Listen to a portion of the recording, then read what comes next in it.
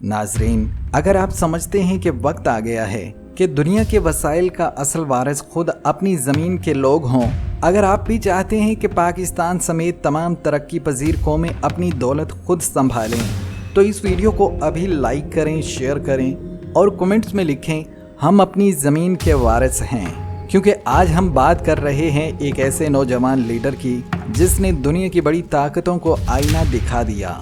जी हाँ, Burkina Faso के इनकलाबी सदर इब्राहिम ट्राओरे ने एक ऐसा फैसला किया है जिसने सिर्फ अफ्रीका ही नहीं बल्कि पूरी दुनिया में हलचल मचा दी है।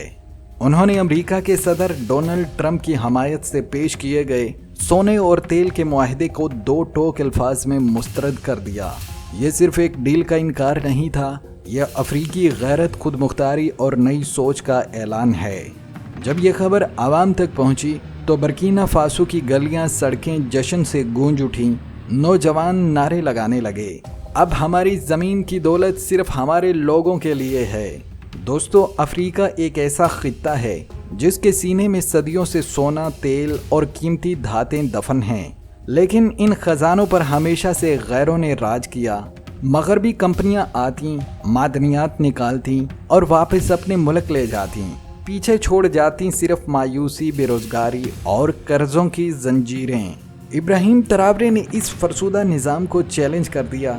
ज़राए के मुताबिक अमेरिका ने एक दिलकश तजवीज़ भेजी थी, हमें अपनी ज़खायर दे दो, बदले में हम तुम्हें सड़कें, टेक्नोलॉजी और सिक्योरिटी देंगे। मगर ट्राओरे ने इस चमकदार जाल को पहचान लिया। उन्होंने वगादुगू में अवाम के सामने कहा, हमारी दौलत बेचना दरअसल हमारी नस्लों का सौदा करना होगा और हम ये कभी नहीं करेंगे।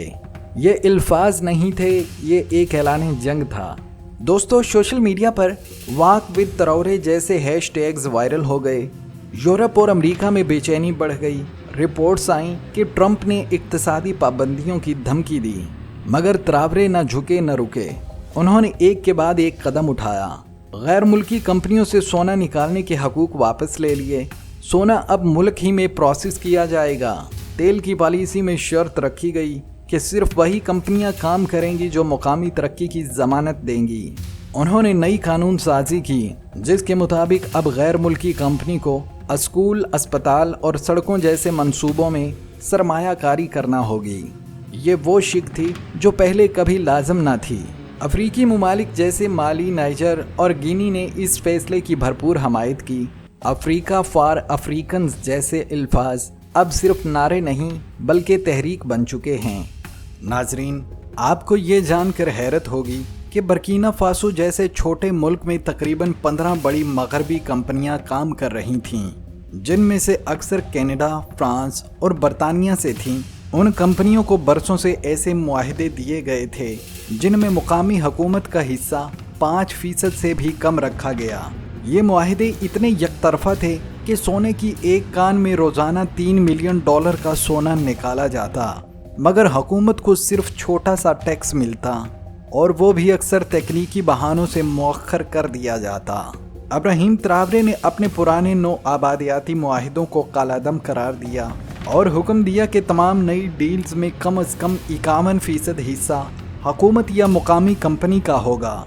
ये फैसला सिर्फ मुआशी नहीं, नफ्सियाती आज़ादी का ऐलान भी था, क्योंकि तवील अरसे से अफ्रीका के बेशतर ममालिक ऐसे मुआहिदों में बंधे हुए थे जो साम्राज्यी ज़हनियत की अक्कासी करते थे, वसाइल उनके और फ़ायदा दूसरों का।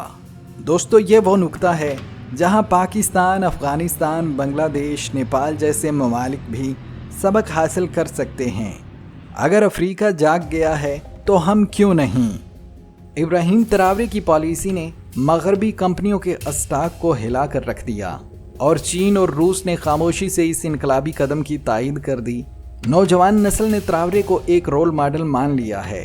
अब स्कूलों में पढ़ाया जा रहा है कि मुल्क की दौलत पर पहला हक आवाम का है।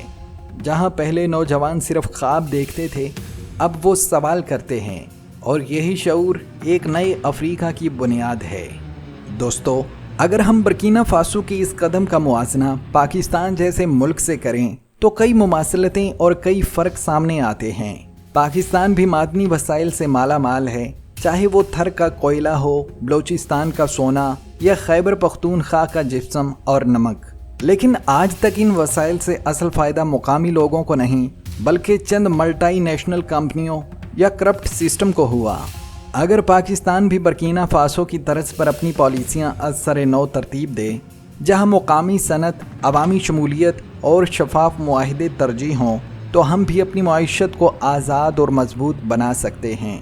ہمیں بس ایک ایسے لیڈر، ایسی نیت اور ایسا ویژن چاہیے جو ابراہیم تراورے جیسا ہو۔ دوستو، ابراہیم تراورے کے فیصلے پر مغربی میڈیا کی زبان بدلی سی ہے۔ جو پہلے انہیں یوتھفل ویژنری کہا کرتا تھا، اب وہی میڈیا انہیں پاپولسٹ نیشنلزم کا خطرہ قرار دے رہا ہے۔ بی بی سی، CNN اور فرانس 24 جیسے ادارے اب اس نوجوان صدر کے خلاف منفی پروپیگنڈا کر رہے ہیں۔ کیوں؟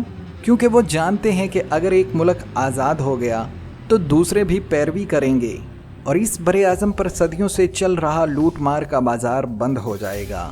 یہی وجہ ہے کہ تراورے کے خلاف فیک نیوز، سوشل ڈس انفارمیشن اور سفارتی دباؤ کا استعمال کیا جا رہا ہے۔ مگر تراورے اب صرف صدر نہیں، وہ ایک علامت بن چکے ہیں جسے دبایا نہیں جا سکتا۔ برکینا فاسو جو رقبے اور معیشت میں نسبتاً چھوٹا ملک ہے، اس کے پاس بھی دنیا کے بڑے سونے کے ذخائر میں سے ایک حصہ ہے۔ اندازہ ہے کہ ملک کے مختلف حصوں میں 150 میٹرک ٹن سے زیادہ سونا موجود ہے، جو سالانہ اربوں ڈالر کی کمائی دے سکتا ہے۔ تیل کے ذخائر کا تخمینہ ابھی مکمل نہیں، مگر ابتدائی جائزے بتاتے ہیں کہ یہ خطہ قابل قدر ہائیڈرو کاربن ریزرو رکھتا ہے۔ یہی وجہ ہے کہ مغربی طاقتیں یہاں سرمایہ کاری کی آڑ میں مکمل کنٹرول چاہتی ہیں۔ تراورے نے جب ان ذخائر پر مقامی حق کو فوقیت دی تو یہ صرف ایک اکنامک فیصلہ نہیں بلکہ ایک انقلابی بیانیہ تھا۔ اب ہم اپنے خزانے خود سنبھالیں گے۔ ناظرین، آج تراورے کا انکار صرف برکینا فاسو کی کہانی نہیں بلکہ پورے افریقہ کی ایک ابھرتی ہوئی بیداری ہے۔ دیہات ہوں یا یونیورسٹیاں، ہر جگہ ایک ہی بحث ہے، اگر ہماری زمین ہماری ہے تو اس کی دولت پر کسی اور کا حق کیوں؟ یہ صرف مزاحمت نہیں بلکہ حل بھی ہے۔ برکینا فاسو سمیت کئی ممالک اب ریسورس پروسیسنگ پلانٹس لگا رہے ہیں تاکہ خام مال باہر نہ جائے بلکہ یہیں پر پیداوار ہو، روزگار بڑھے، خود کفالت آئے اور عزت بحال ہو۔ یہ ہے نیا افریقہ۔ لیکن یہ خواب صرف افریقہ کا نہیں، پاکستان کے لیے بھی اس میں ایک اہم سبق چھپا ہے۔ ہم کب تک دوسروں کے قرضوں، پیکیجز اور مفروضوں پر چلتے رہیں گے؟ کیا ہم بھی اپنی معدنی دولت، اپنی زمین اور اپنے لوگوں پر اعتبار نہیں کر سکتے؟ کیا پاکستان میں بھی کوئی تراورے پیدا ہو سکتا ہے یا ہم خود وہ تبدیلی بنیں گے؟ ناظرین، اگر آپ چاہتے ہیں کہ ایسی باخبر، باوقار اور خوددار قیادت ہماری بھی ہو تو چینل کو سبسکرائب کریں، ویڈیو کو شیئر کریں، کومنٹس میں لکھیں ہم اپنی زمین کے وارث ہیں، کیونکہ یہ صرف ایک ویڈیو نہیں، یہ ایک تحریک ہے۔ جرنی مارکس، جہاں ہر کہانی ایک انقلاب ہے۔